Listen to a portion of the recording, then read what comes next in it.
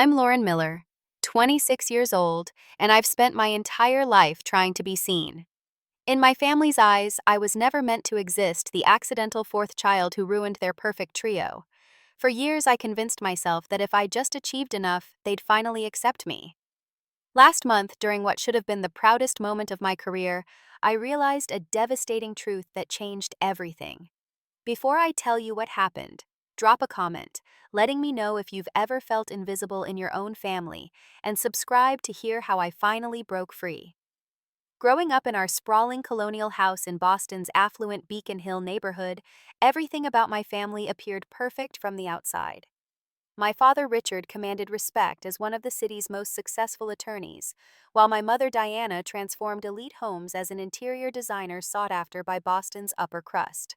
Together, they created not just a beautiful home, but what seemed like the perfect family. At least that was true for my three older siblings. James, my oldest brother, was everything my father wanted in a son.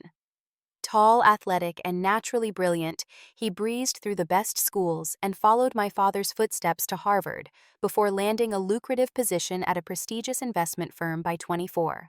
Sophia, my oldest sister, was the family beauty, with her perfect smile and effortless intelligence that earned her a spot in medical school, fulfilling my mother's abandoned dream of becoming a doctor. Then there was Noah, the family artist, whose architectural drawings covered our refrigerator from the time he could hold a pencil.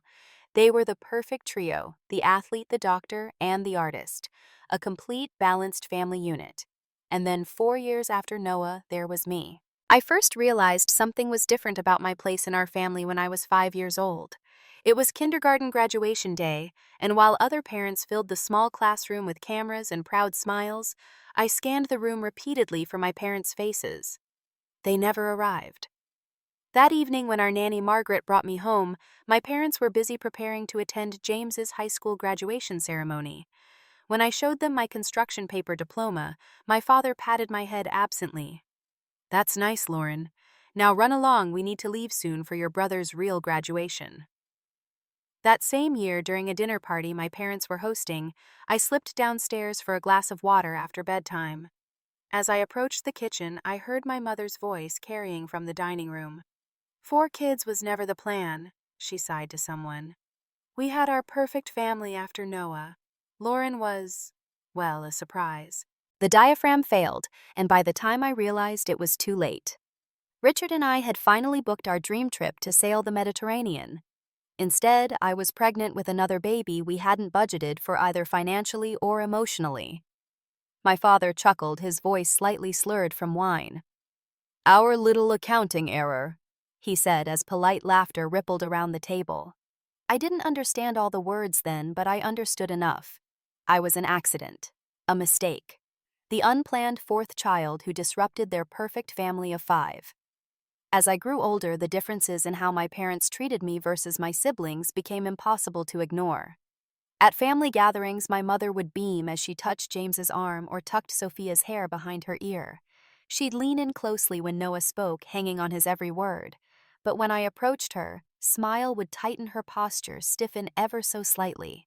Physical affection came rarely, usually as an afterthought when someone else was watching.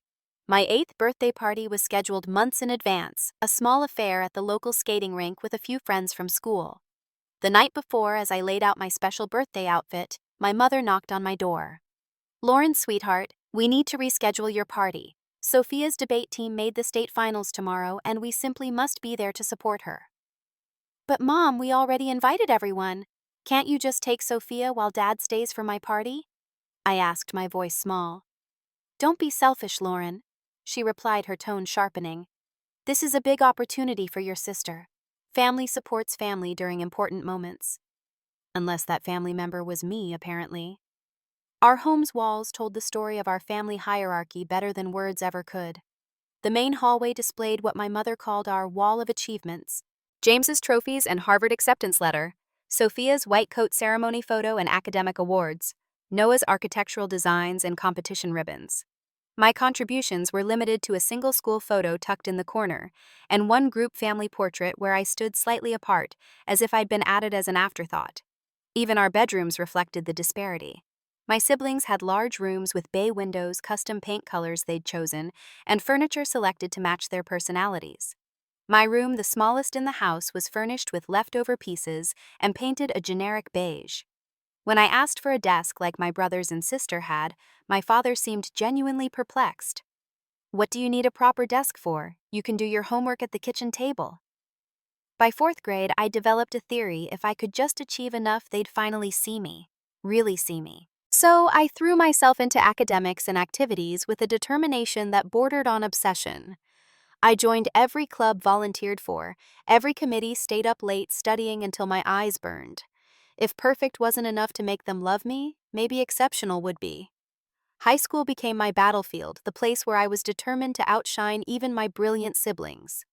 While James had been a solid B student who excelled in sports, and Sophia and Noah maintained respectable A-minuses while pursuing their passions, I was resolved to be perfect across the board. I joined the debate team like Sophia, took art classes like Noah, and even forced myself onto the track team, despite hating running, because James had been a star athlete. By sophomore year, I was maintaining a perfect 4.0 GPA while balancing 6 extracurriculars. My siblings had never worked during high school, but I took a weekend job at the local bookstore, saving every penny. Perhaps financial independence would earn me the respect my achievements couldn't. When report cards arrived my junior year and I maintained my perfect streak, I placed mine on my father's desk beside his morning coffee, heart pounding with anticipation. "Good work, Lauren," he said later, barely glancing up from his newspaper. "That's what we expect in this family." That same evening, Noah called from his first year of college to report a B+ average. My parents took him out for a celebratory dinner. I wasn't invited. My 16th birthday fell during finals week. I'd spent months dropping hints about a small party or even just a special family dinner. The morning of my birthday, I came downstairs to find my mother surrounded by sample invitations and seating charts. "Morning, Mom," I said, hovering expectantly. "Lauren, perfect timing.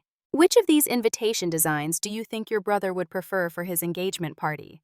The cream with gold embossing or the navy with silver?" My heart sank as I realized she hadn't remembered. "It's my birthday today," I said quietly. Her expression flickered briefly with recognition before she composed herself. "Oh, happy birthday, sweetie. We'll do something next weekend. Right now, I need to get these invitations ordered for James's event. It's only 2 months away." That afternoon, I waited for calls or texts from my family members. None came.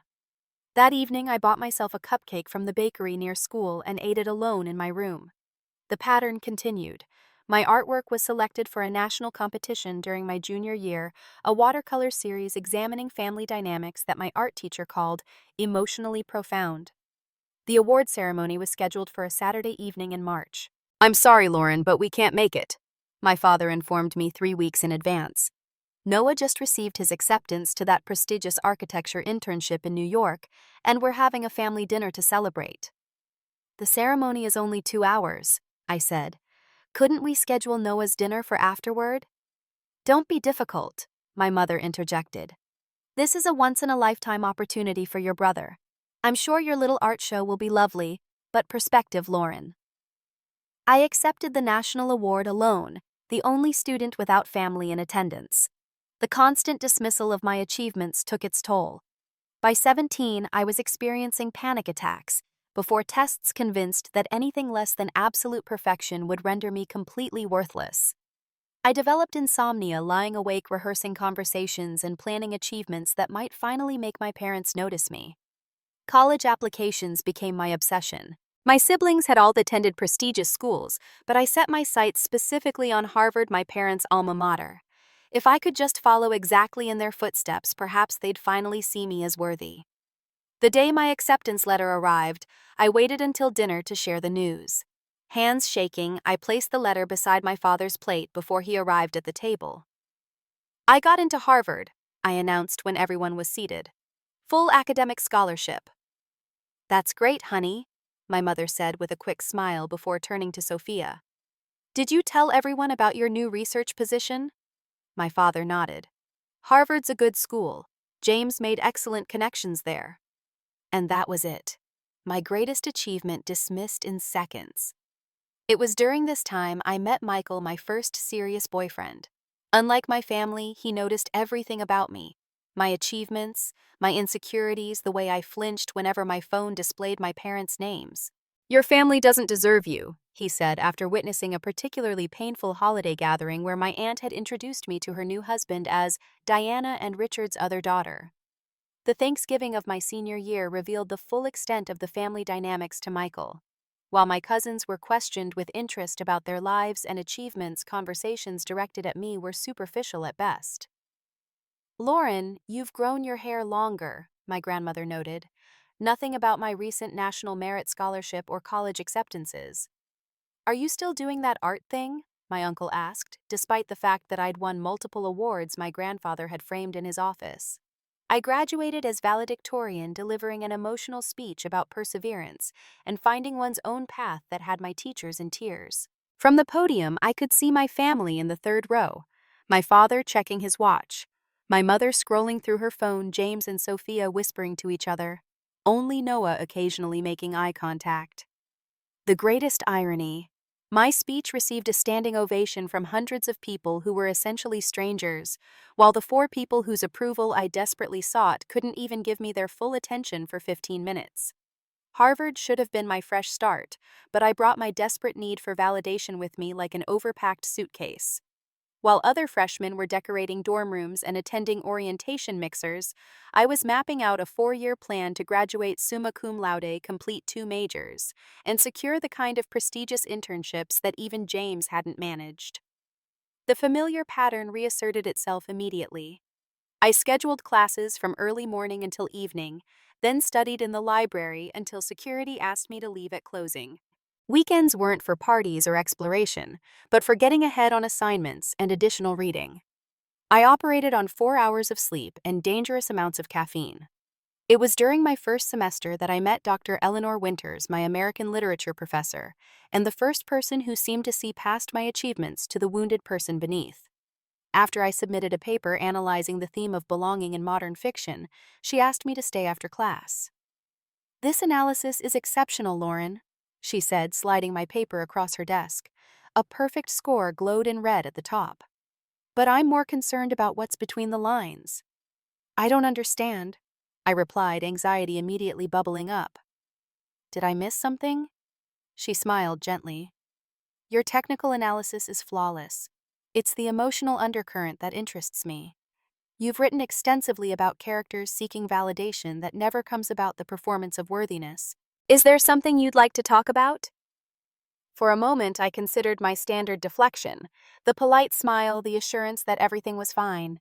Instead, in the safety of her book-lined office with the afternoon sun slanting through dusty windows, I found myself telling her everything. The family dynamics, the constant striving, the crushing disappointment when each achievement failed to bridge the gap between me and my family. Dr. Winters became my mentor, the first adult who validated not just what I accomplished, but who I was. She recommended books beyond our syllabus that addressed family trauma and self-worth. She connected me with the university's counseling center. Most importantly, she reminded me regularly that my worth wasn't tied to my family's recognition. "You're building your life resume with achievements," she told me during my sophomore year, "when what you really need is to develop your inner life. Who is Lauren when she isn't achieving something?" I didn't have an answer. The physical toll of my relentless pace became impossible to ignore. My hair began falling out in clumps. I lost 15 pounds from my already slender frame. Insomnia became so severe that I hallucinated shadows moving in my peripheral vision. During finals week of my sophomore year, I collapsed in the shower, waking to my roommate Tara pounding on the bathroom door. Despite these warning signs, I couldn't slow down. The summer after sophomore year, I applied for the Ellison Fellowship, a prestigious research opportunity that only accepted 2 students each year. When the acceptance letter arrived, I immediately called my parents, convinced that this something even James hadn't achieved would finally impress them. "That's nice, dear," my mother said after I explained the fellowship's significance. "Did you hear Sophia was promoted to head resident at Massachusetts General, youngest doctor ever to receive the position? We're having a celebration dinner on Sunday." I can come home and tell you more about the fellowship then, I suggested, still hopeful. Oh, the reservation is just for 6, yes, Sophia, her boyfriend, and James and his wife. Maybe next time. Gotta run. That fall, I had my first real confrontation with my family. Noah called to catch up, and when I mentioned my parents' dinner for Sophia that had excluded me, he seemed genuinely surprised. I'm sure they didn't mean anything by it, Lore. You know how they get focused on whatever's right in front of them. And I'm never what's right in front of them, I replied, years of hurt crystallizing into clarity. Have you ever noticed that, Noah? That no matter what I achieve, it's never enough for them to actually see me. A long silence stretched between us. They love you, Lauren, he finally said, his voice uncertain. No, they tolerate me. There's a difference. We didn't speak for 3 months after that. Junior year brought an internship at Marshall & Burke, a major marketing firm, where I finally found an environment that valued my contributions. My supervisor, Jennifer, praised my creativity, and analytical skills gave me meaningful projects and included my name in client presentations. For the first time, I experienced what it felt like to be valued for my work without having to beg for recognition. My friendship with Tara also deepened into something that felt more like family than what I'd experienced in my actual home. She noticed when I skipped meals or stayed up too late. She dragged me to campus events and movie nights, insisting that all work and no play makes Lauren a hospitalized girl. She met my family once during Parents' Weekend and immediately understood. They're like aliens trying to impersonate parents, she whispered, after my mother spent our entire lunch interrogating her about her connection to the Harrises of Connecticut, completely ignoring my recent academic award. How do you not scream at them daily? Through the university's counseling center, I began weekly therapy sessions with Dr. Abrams, who helped me understand that my family's treatment reflected their dysfunction, not my worth.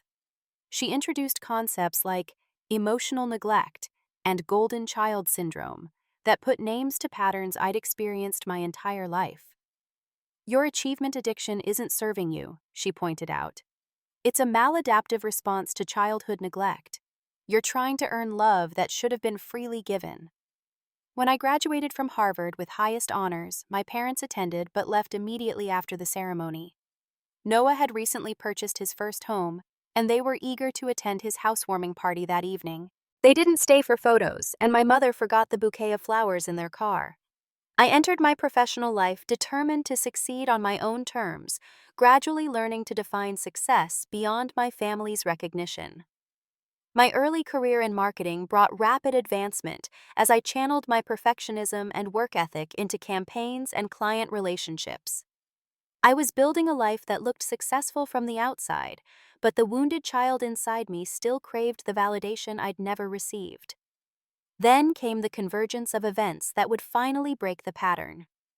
Within the same month, I received a significant promotion at my firm, while James started a new position at a prestigious financial group. My parents hosted a celebratory dinner for him, inviting extended family and friends. I received a text message, "Congrats on your work thing." By 25, my career had taken on a momentum that surprised even me. My innovative approach to digital marketing caught the attention of industry leaders, and I was headhunted by Anderson & Mitchell, one of the top firms in the country. The position came with a corner office, a team to manage, and the kind of salary that finally made me feel financially secure. My first major project was developing a comprehensive campaign for Blue Wave Technologies, a sustainable energy company trying to rebrand for a younger market. I threw myself into the work with my usual intensity, often sleeping on the office couch rather than going home. 80-hour work weeks became my standard as I researched market trends, developed strategy documents, and personally oversaw every aspect of the creative direction.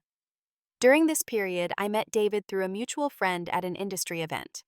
Unlike Michael from college, who had been protective but ultimately overwhelmed by my family dynamics, David had experience with complicated families. His father was a recovering alcoholic who had been absent for much of his childhood. The difference is, he told me one night as we shared Thai takeout in my office at midnight, "My dad acknowledges the harm he caused. He's spent years making amends. Your parents don't even recognize there's a problem."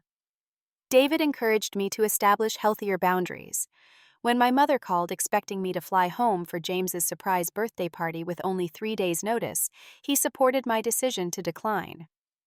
"You're in the middle of the biggest project of your career," he pointed out. "Would James drop everything for your birthday?"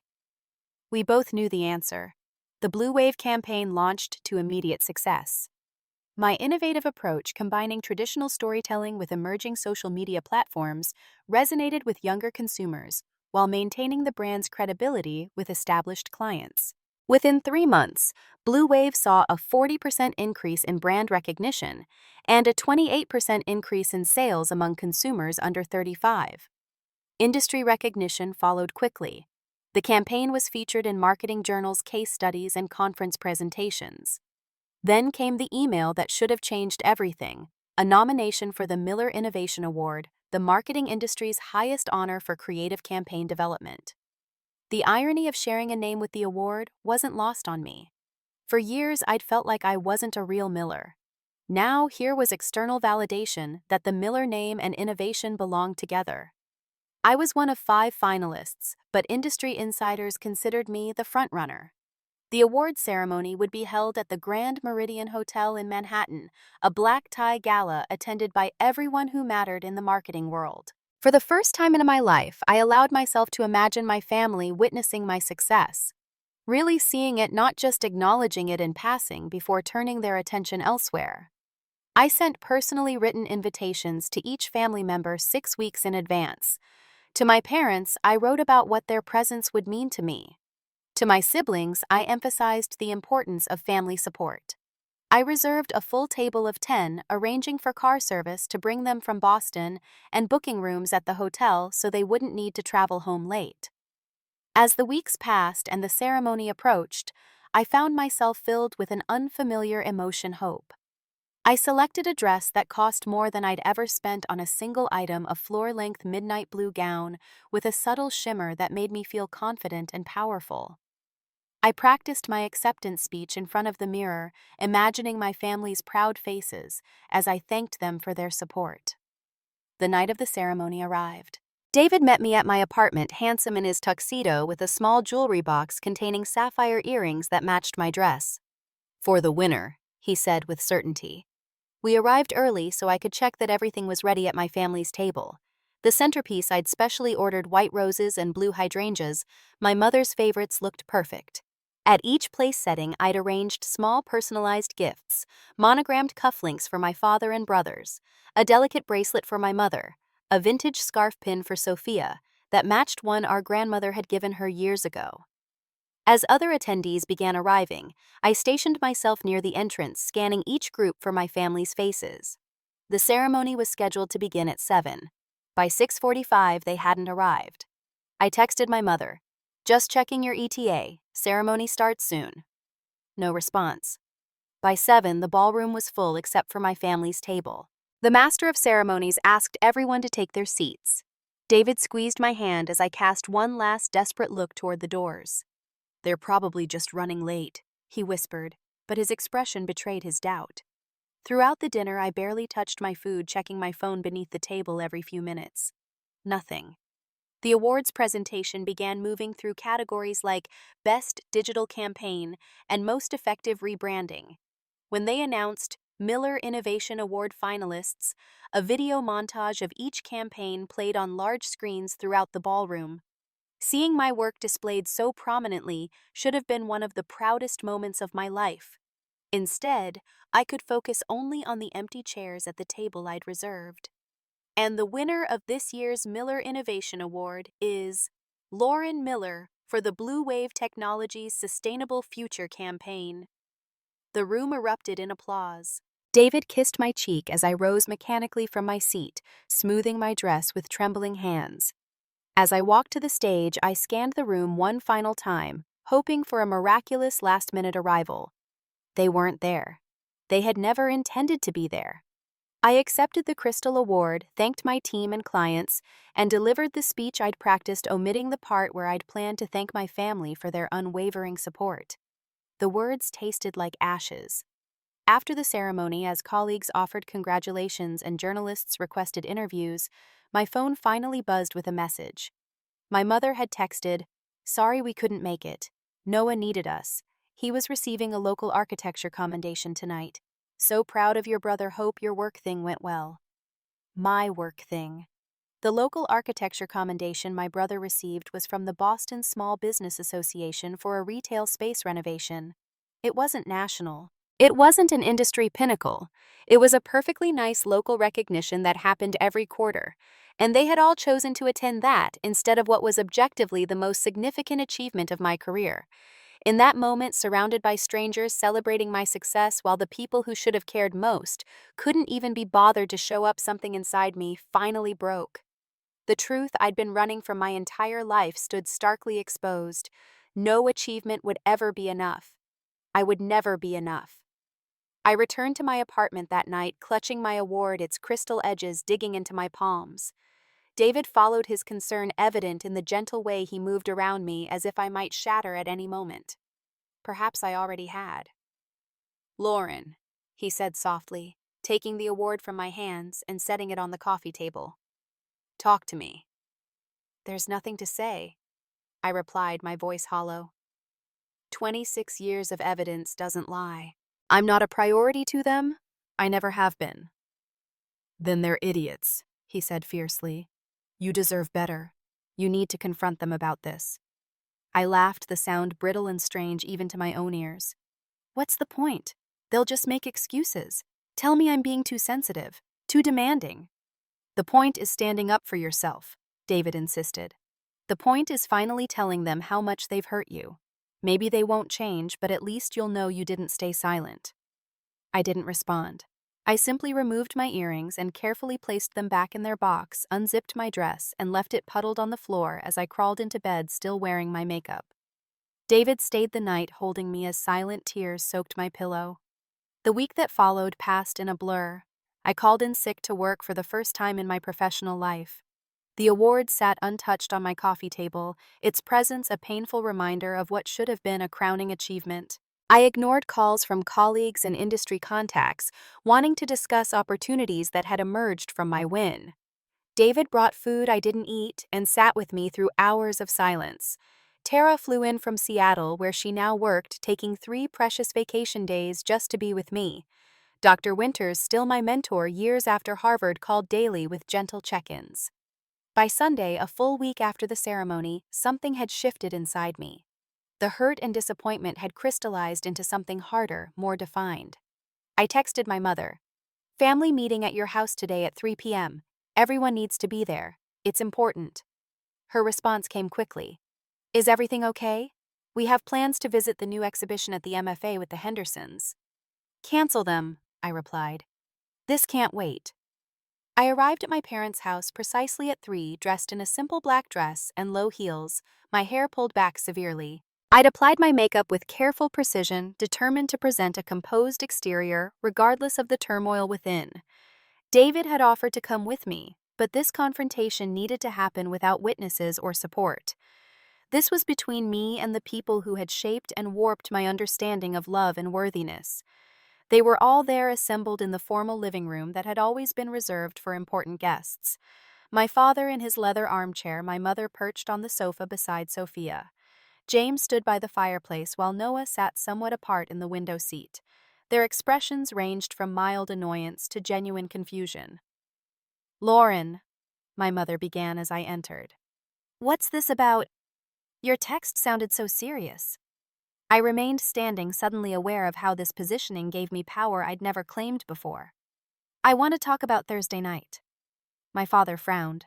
"Thursday? What happened Thursday?"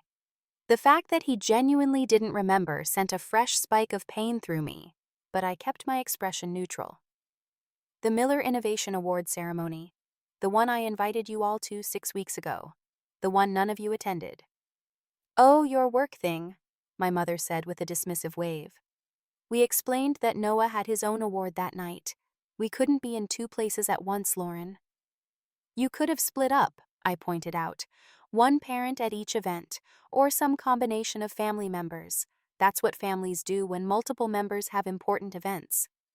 "Well, Noah's award was here in Boston," Sophia interjected. "Your thing was all the way in New York. It was just more practical." More practical, I repeated slowly. Do you know what that award represents? It's the highest honor in my industry. Out of thousands of campaigns nationwide, mine was judged the most innovative and effective. Industry leaders I've admired for years were there to shake my hand, but my own family couldn't be bothered to make a 2-hour train ride. James shifted uncomfortably. Come on, Lauren, you're being dramatic. It's just a work award. There will be others. That's exactly the point, James. It's just an award to you. It's just my work. It's just Lauren. Everything about me has always been minimized in this family. I turned to face all of them, my voice steady despite the tremor I felt building inside me. Let me ask you this. Can any of you name 3 significant achievements from my life?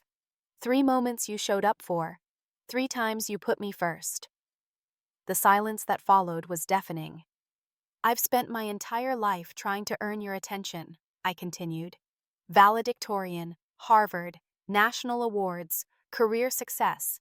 I've achieved things none of you have, and still it's never been enough to warrant the same support and celebration you give each other automatically. That's not fair, my mother protested weakly. We've always supported you. When? I challenged. When have you ever prioritized me over one of my siblings? When have you ever rearranged your schedule for something important to me the way you did constantly for them? Noah spoke for the first time.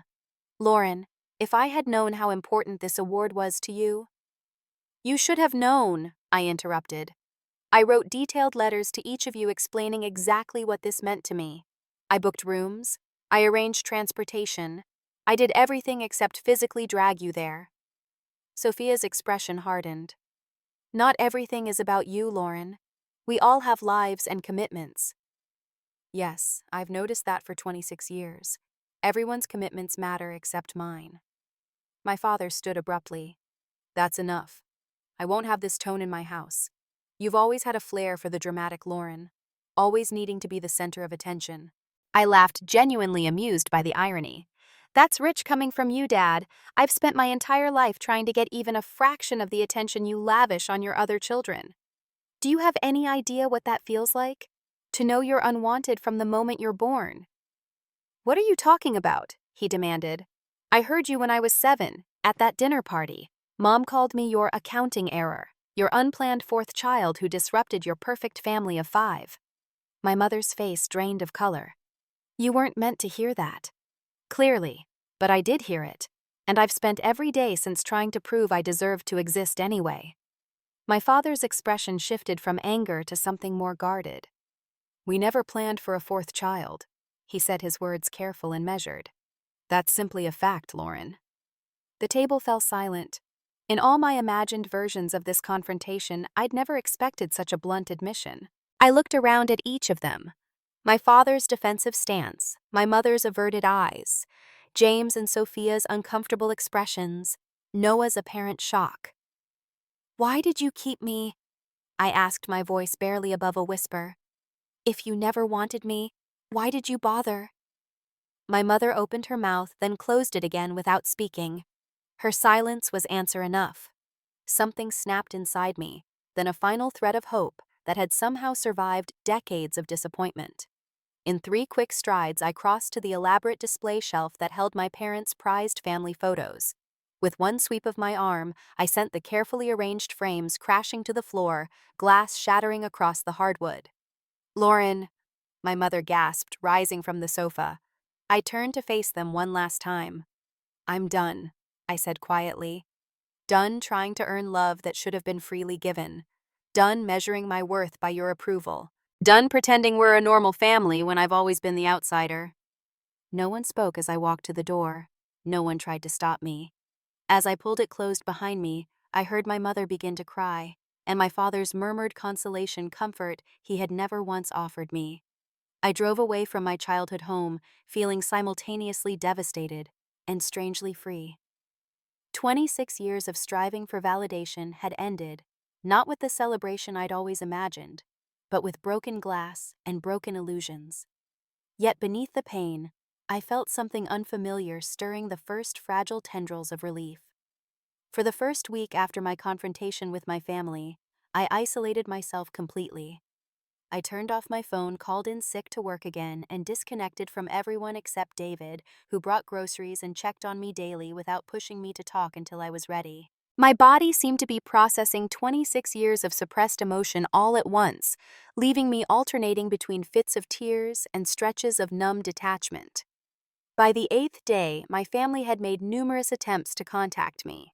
My mother left tearful voicemails, my father sent terse emails about putting this unfortunate incident behind us, and my siblings texted with varying degrees of apology and defensiveness. I read and listened to them all but responded to none. Instead, I reached out to the 3 people who had consistently shown me what real support looked like. I called Dr. Winters, who made time to meet me for coffee, despite her busy teaching schedule. I reconnected with Tara, scheduling daily video calls that helped ground me. And I made an emergency appointment with Dr. Abrams, my former therapist from Harvard, who was now in private practice.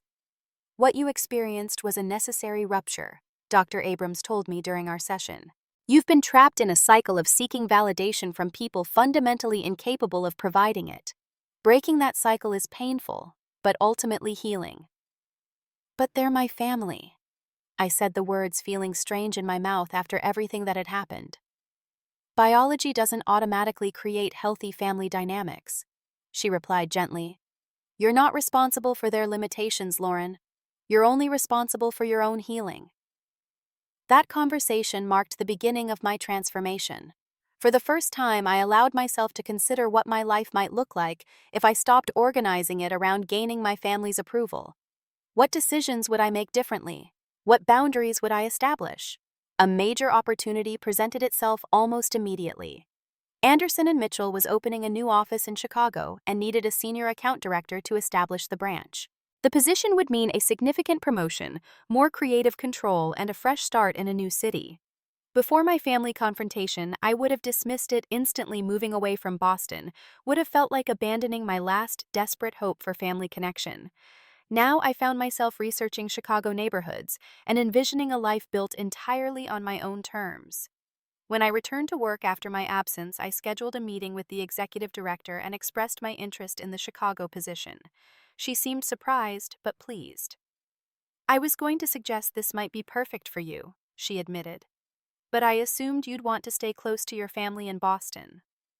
Actually, I replied with newfound confidence, some distance might be exactly what I need right now. News of my potential relocation traveled quickly through my family's grapevine. My mother called immediately, her voice tight with controlled panic. Chicago, Lauren, that's halfway across the country. Why would you consider such a drastic move? It's a significant career opportunity, I explained calmly. And I think some distance would be healthy for all of us right now. This is about that award ceremony, isn't it? She pressed. Sweetheart, we've all made mistakes. There's no need to uproot your entire life over one misunderstanding. Her characterization of decades of emotional neglect as one misunderstanding confirmed I was making the right decision. My siblings reacted in characteristic fashion. James sent a condescending email suggesting I was having some sort of quarter-life crisis and offering to talk some sense into me over drinks. Sophia left a voicemail insisting I was being impulsive and selfish, asking, "Have you even thought about what this will do to Mom and Dad?" Noah surprisingly took a different approach. He showed up at my apartment one evening, a peace offering of my favorite dark chocolate in hand. "Can we talk?" he asked when I opened the door. "Really talk, not just go through the motions." We sat on my small balcony, the early spring air still carrying winter's chill. For the first time in our adult lives, Noah listened more than he spoke. He asked about the award ceremony, about my career, about how I'd felt growing up as the fourth wheel in our family. I never saw it, he admitted after I'd shared more honestly than I ever had with any family member. I was caught up in my own experiences, but looking back now, it's so obvious. They treated you differently, and none of us ever called them on it. His acknowledgement, simple as it was, felt like cool water on a burn I'd carried so long, I'd forgotten it wasn't a natural part of me. "Why now?" I asked. "Why are you seeing it now when you never did before?" He was quiet for a moment.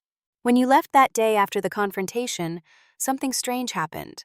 Mom was crying and Dad was comforting her, and James and Sophia were talking about how dramatic you were being. And I suddenly saw it all from your perspective. They were centering themselves, making your pain about their discomfort. I've been thinking about how many times they might have done that to you over the years. It wasn't a complete understanding, but it was more than I'd ever expected from any of my family members. As my departure date approached, I began the process of packing my apartment. Each item I sorted became a decision about what to bring into my new life and what to leave behind. Old trophies and certificates that I'd treasured as evidence of my worth went into donation boxes. Childhood mementos that had taken on too much emotional significance were either discarded or stored away.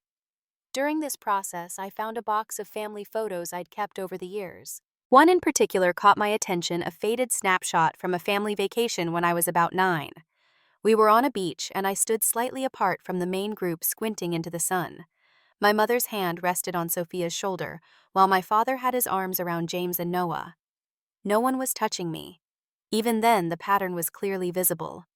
My mother came to visit while I was packing, arriving unannounced with a casserole to keep your strength up during this stressful time. Her real purpose became clear as she perched awkwardly on my couch, watching me wrap dishes in newspaper. "Your father and I have been talking," she began cautiously.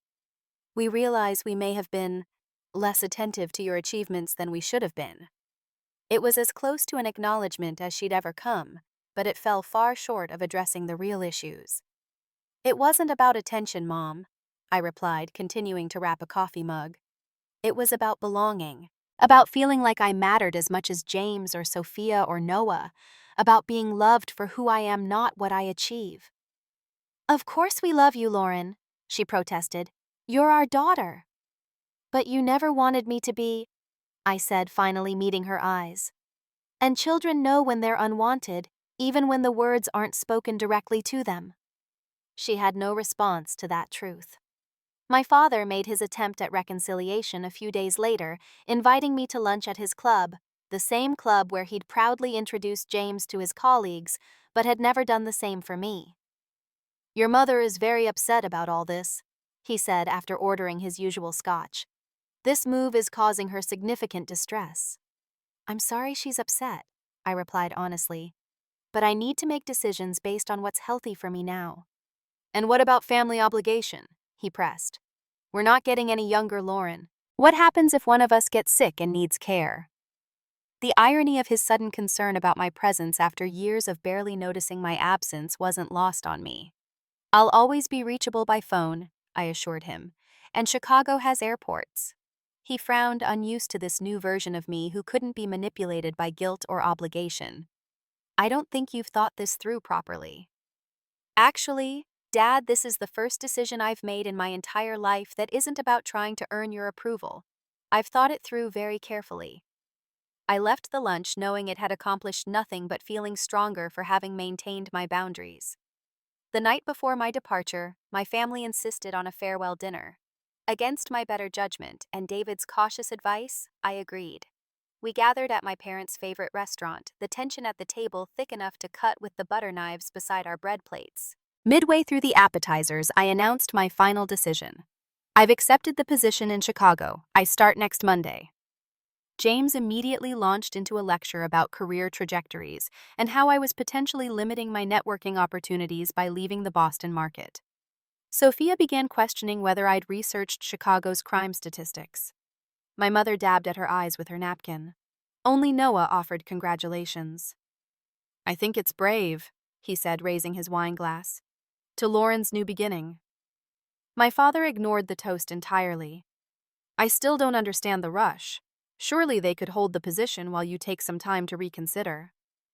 "I'm not reconsidering," I said firmly. "This is happening."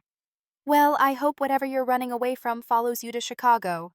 Sophia snapped, her composure finally breaking. "Because this isn't solving anything, Lauren. It's just you being selfish as usual." I placed my napkin beside my barely touched salad and stood. "Thank you for confirming I'm making the right decision," I said quietly. "I wish you all well, but I won't subject myself to this anymore." I walked out of the restaurant alone, leaving my family sitting in stunned silence. It wasn't the peaceful reconciliation I might once have hoped for, but it was perhaps the most honest interaction we'd ever had. For the first time in my life, I had prioritized my own well-being over their approval, and though the pain was still raw underneath it, I felt the unfamiliar lightness of freedom. Chicago greeted me with a brisk April wind and limitless possibility. The company had arranged temporary housing in a sleek downtown apartment while I searched for a permanent place.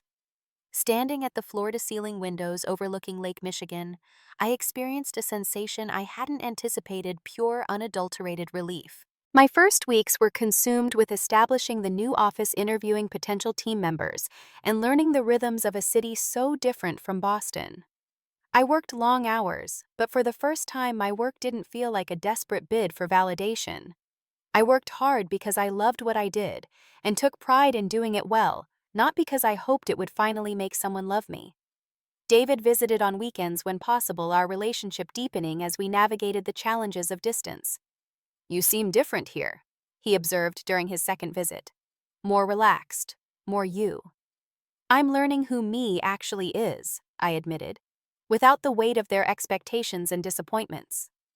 I found an apartment in Wicker Park, a neighborhood with tree-lined streets and independent bookstores that reminded me of Cambridge, but without the associated memories. Decorating became an unexpected journey of self-discovery. I painted the walls deep, rich colors I'd always loved, but my mother would have dismissed as too dark. I bought art based solely on what moved me rather than what might impress visitors. I created spaces that nourished rather than showcased. Gradually, I began building a life beyond work. I joined a local art class, something I'd abandoned after high school, despite my passion for it. The instructor, Marcella, encouraged experimentation and emotional expression over technical perfection, the opposite of everything I'd trained myself to value. "You're too controlled," she told me after my third class studying my precise watercolor landscape. "You're painting what you think a good painting should look like, not what you feel." The following week, I produced a chaotic emotional piece that broke every rule of composition, but captured exactly how I felt about my family situation. Marcella stood before it silently for a long moment. "Now you're painting," she said simply. I also joined a weekend running group, not because I needed another achievement, but because I discovered during solitary morning jogs along the lakeshore that running cleared my mind in ways nothing else could. The group introduced me to parts of Chicago I might never have discovered alone, and the casual friendships formed during those Saturday morning runs became an important part of my new social circle. My contact with my family became limited and structured. I established clear boundaries: a weekly phone call with my mother, occasional texts with Noah, perfunctory holiday and birthday acknowledgments for the others. During these interactions, I practiced emotional detachment, treating them with the polite distance one might afford friendly acquaintances rather than intimate family members. The first major test came when David suggested I join him for Thanksgiving with his family in Michigan. "They're dying to meet you," he said. "But I completely understand if it's too soon after everything with your family." I hesitated, memories of painful family holidays making my stomach clench. But I agreed, determined not to let past wounds prevent future joy. David's family home in Grand Rapids was a modest two-story with mismatched furniture and walls covered in family photos and children's artwork. His parents, Mark and Julia, welcomed me with genuine warmth that felt almost disorienting after years of my own parents' cool reserve. "David talks about you constantly," Julia said, pulling me into a hug that lasted several seconds longer than I was used to. "We feel like we already know you." Throughout the weekend, I observed their family dynamics with anthropological fascination: the casual physical affection, the inside jokes, the way disagreements were addressed directly but respectfully. Most striking was how David's parents showed interest in each family member's life, asking thoughtful questions, remembering details from previous conversations, celebrating achievements large and small with equal enthusiasm. During dinner preparation, when I mentioned in passing a recent successful campaign launch, Julia stopped chopping vegetables to ask several questions about my creative process. Mark later requested to see examples of my work, expressing genuine admiration for my design sense. Their interest wasn't performative or competitive. It was authentic curiosity about something important to someone they were welcoming into their lives. "Is your family always like this?" I asked David as we prepared for bed in his childhood room, surrounded by his high school soccer trophies and band posters. Like what? So interested in each other, so affirming. His expression softened with understanding. Pretty much, yeah. They've always been this way. I turned away so he wouldn't see the tears that suddenly blurred my vision. I used to think there was something fundamentally unlovable about me, I admitted. But being here makes me wonder if maybe there was just something broken in my family instead. There's nothing unlovable about you, Lauren, he said, pulling me close. Nothing at all. The holiday season that followed brought both challenges and healing. I declined my parents' expectation that I would return to Boston for Christmas, instead volunteering at a local community center serving meals. The experience of giving without expectation of return provided a different kind of fulfillment than I'd ever known. Noah called on Christmas Eve. I miss you, he said simply. It's weird being the only sensible one in this family now. His attempt at humor contained an acknowledgement that meant more than any gift. For the first time, one of my siblings had publicly aligned themselves with my perspective, rather than our parents. When the anniversary of the Miller Innovation Award ceremony approached, I received another nomination for my work establishing the Chicago office and launching several successful local campaigns. The symmetry wasn't lost on me. 1 year earlier, my family's absence had catalyzed the breakdown of our relationship. Now I had the opportunity to rewrite that experience. This time, I invited only people who had demonstrated genuine support. David Terra, who flew in from Seattle, Dr. Winters, who surprised me by accepting my assistant Zoe, who had relocated to Chicago with me, and several team members who had become friends as well as colleagues. Are you nervous? David asked as we prepared for the ceremony. Oddly, no, I replied. Last year I was focused on everyone who wasn't there. This year I'm grateful for who is. I won again. As I accepted the award, I looked out at my table of supporters, all smiling, all genuinely celebrating my success. No empty chairs, no divided attention, just pure, uncomplicated joy in my achievement. That evening marked a full-circle moment in my journey. Standing in my apartment later last year's award beside this year's on my bookshelf, I reflected on how dramatically my life had changed. The anxious perfectionist, desperate for validation, had become someone who understood that worthiness wasn't earned through achievements, but was inherent and unchangeable. A week later, I received a card from my parents. Inside was a newspaper clipping about my second award win, and a note in my mother's handwriting. We should have been there. Last year and this year. We failed you in ways we're only beginning to understand. If you're willing, we'd like to try to do better. It wasn't an admission of everything that had happened, but it was more acknowledgement than they had ever offered before. I placed the card in a drawer, neither discarding it nor responding immediately. Their journey toward understanding was theirs to make. My journey toward healing was mine. The most unexpected aspect of my transformation came through my work mentoring Ava, a junior account manager on my team. 23 and brilliant but insecure, she reminded me painfully of myself at that age. One evening, after she'd stayed late to rework a presentation for the third time, I sat down beside her desk. It's already excellent, I told her gently. You don't need to keep perfecting it. But what if it's not good enough? She asked, the familiar fear in her eyes piercing my heart. Good enough for whom? I countered. The client will be impressed with what you have. And more importantly, you need to be good enough for yourself, not for some imagined perfect standard.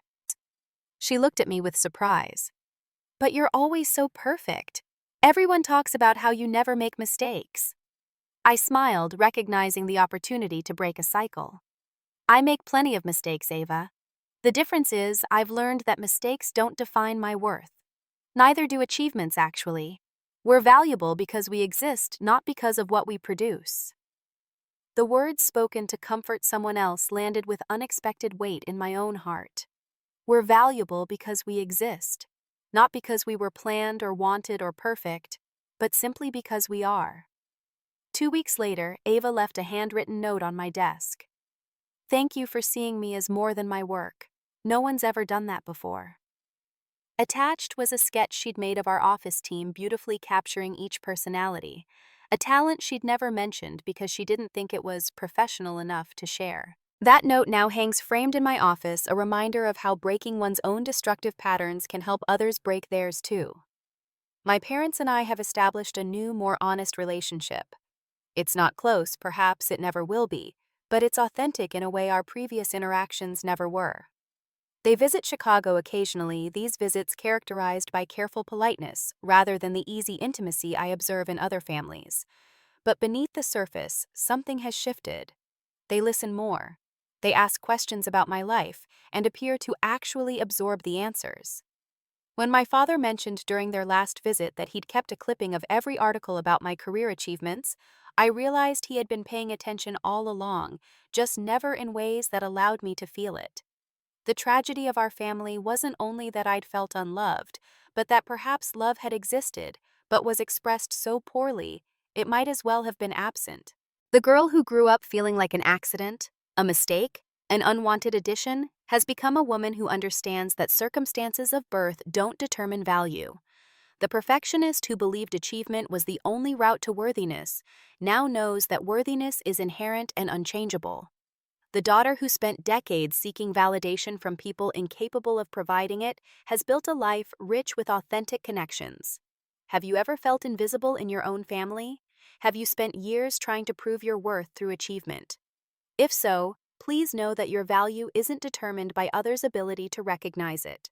Drop a comment, sharing your experience, subscribe if this story resonated with you, and remember that sometimes the most healing thing we can do is walk away from situations that require us to constantly prove our right to exist.